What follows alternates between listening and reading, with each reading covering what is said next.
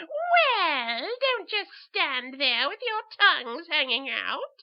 Come in. Come into the haunt of fear. I've got another slime serving brewing in my cauldron, all ready to dish out. Yep, it's me again, the old witch. Hungry for horror, are you?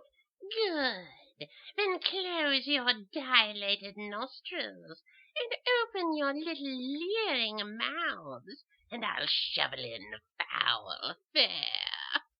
This is Hans Gruber's reeking recipe, vintage 1918. Listen now to the tasty tale of terror Hans calls mescal. It is warm and dry here. It is good to feel warm and dry. I am so tired, so very tired, and my eyes are heavy with sleep. I close them. I sleep. Come, Corporal, wake up, on your feet. I have for you an important assignment. Come at once. I am going out there again. I do not like it out there. It is wet and cold out there. Here it is warm and dry.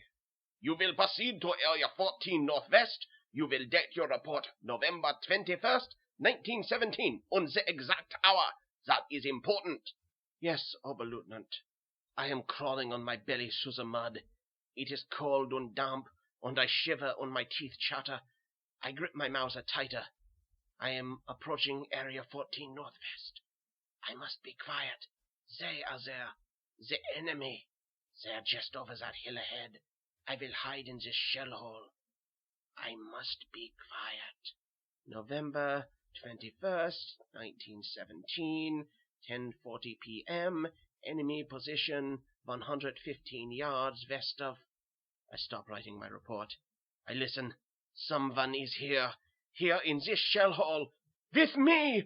He comes at me! An enemy soldier! I swing my mouth around, sending my bayonet into his soft belly, plunging it upward, feeling the crunching bone, hearing the sucking sounds. I am frightened. His arms swing outward. I pull my bayonet and thrust again, stabbing, slashing, cutting him to ribbons. I see his face, his eyes, and the blood pouring, and I am sick. He is dead. And now my Oberleutnant is calling me back. Everything is fading. No, it is not my Oberleutnant calling me. It is the doctor's voice. I am back where it is warm and dry. The doctor is talking to that man about me. So you have seen for yourself, Herr Heinrich, it is always the same violent nightmare. He dreams vividly, each night of that experience in the trenches. It haunts him. However, he is perfectly strong and healthy in every other respect, so you need not have any fears. I was asleep, but I am awake now. It is morning, and the doctor is talking to Herr Heinrich. And so I have arranged everything. You may take him today. I need not tell you how grateful we are.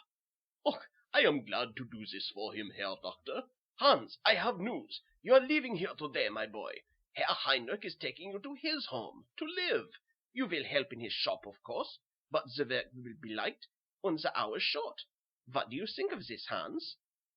This is very good of you, Herr Heinrich. Oh, it is nothing, Hans. We are riding in a carriage. It is good to be out of the hospital. Herr Heinrich is a kind man. Yes, meat is very scarce, Hans, but I have saved carefully, and sell only to my own customers and friends. But enough of business. Look, there is my house, your new home. Herr Heinrich's house is big. It is very nice to live in a big house. Well, Hans, how do you like it? Do you think you will be comfortable? Oh, yes, Herr Heinrich. It is a fine house. This food is good. I like especially the pickled meats and the wine. To your good health, Hans. Here, more wine, my boy. It is good for you. It is wonderful wine, and delicious food, too. My room, it has nice things. The bed is very soft, and I am tired. Sleep well, Hans, and remember, tomorrow we go to my butcher shop. Good night. Good night, Herr Heinrich. I will work hard for you. Ah, it is warm here, warm and dry. I lie on my new soft bed, and I doze. Come, Corporal, wake up, on your feet. I am stabbing, slashing, cutting him to ribbons. I see the blood pouring, and I am sick. He is dead, and now my Oberleutnant is calling me back. No, it is not my Oberleutnant. It is... Hans, come, wake up. It is a fine morning, and we have a fine breakfast waiting. Huh? Oh, Herr Heinrich. The air is cool, but I am warm. We are walking to Herr Heinrich's shop. I feel good. We are soon there, Hans, only until the end of this narrow street. But I see no shop, Herr Heinrich. Ah, of course you don't see it, Hans. I am exclusive. If I were to have a big open store, all Germany would come to me for meat, and poof, in one day they would clean me out. Understand? Ah, here we are. Yes, Herr Heinrich, I understand. There is much meat in Herr Heinrich's shop, and many people come to buy. There you are, Herr Ludmeier. £2, correct? How about some schnapps at my house tonight? We can talk about the meat shortage. Ah, not only do you sell me meat, but you invite me to your house. Yes, I would enjoy that, Herr Heinrich. Herr Ludmeier has come. We are drinking and eating good pickled meats, and I grow tired. This meat, it is wonderful, but you don't eat any, Herr Heinrich. Oh, then you're a butcher. You eat too much meat. But come, Herr Ludmeier, I must show you my wine cellar. I will go to bed now. Good night. I go to my room and undress and lie on my soft bed, soft and warm and dry. Come, Corporal, wake up, on your feet. He comes at me and I swing around, sending my bayonet into his soft belly, cutting, stabbing, slashing him to ribbons, the blood pouring. I am sweeping the shop. I do this every morning, and I help Herr Heinrich lift the heavy things. I am strong. Hans, come give me a hand like a good fellow. Yes, Herr Heinrich. There, that is good. Oh, no one in all Germany has as much meat as I. Ah, another customer is here. Herr Heinrich is friendly. He is again inviting someone to his house. Yes, Gustav, we need relaxation. You and your wife, come to my house tonight. We will have schnapps. What do you say? Fine, Heinrich, fine. I bring my wife. Tell me, where do you live? Again, I am drinking and eating with Herr Heinrich's friends. Many times I do this. Tonight, I don't feel good. Drinking too much. Oh, Frau Schultz, you have tasted nothing until you have tried the imported wines in my wine cellar. Come, Gustav, Frau Schultz, I will show you. Oh, you are a generous host, Herr Heinrich. I am very sleepy. I will go to bed now. Good night. I am in my room.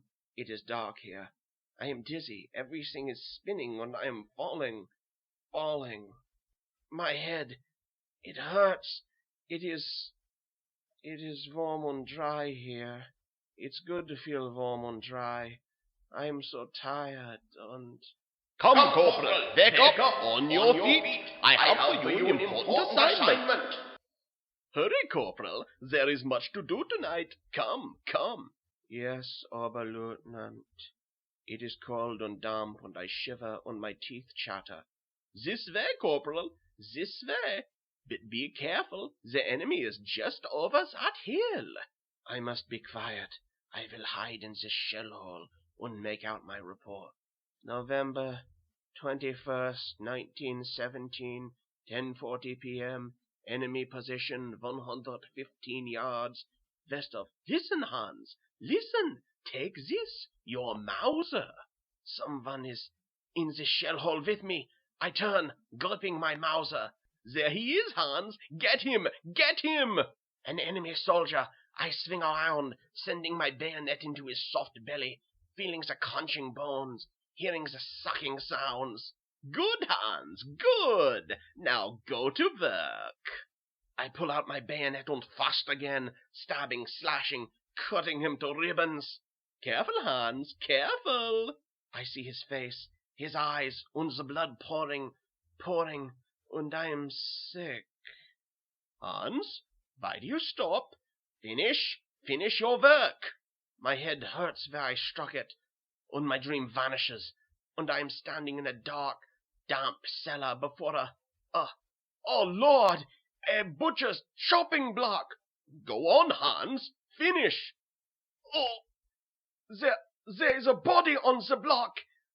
It is hair shots, and this is no bayonet. This is a cleaver in my hand. Corporal, I order you finish your assignment. I have done a horrible, terrible thing, but how many other times have I done this? How many other times has he... Oh, my head, my memory, it's coming back. Hans, go upstairs. I remember now. Yes. I was a butcher, a good butcher, then a soldier. I was a soldier and I killed a man in a shell hole. There was an explosion. Every night I have dreamed of that killing. You made me do this fiendish work while I dreamed.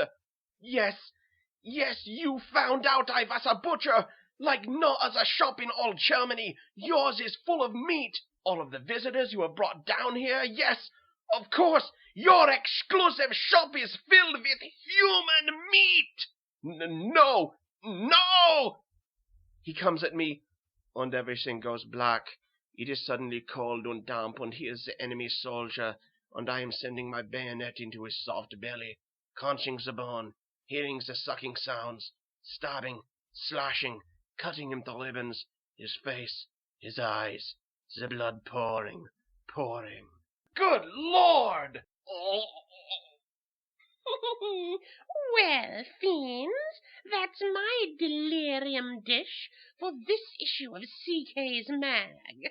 Poor Hans, that blow on the noggin cleared it for a few minutes, but he soon slipped back into the old grind.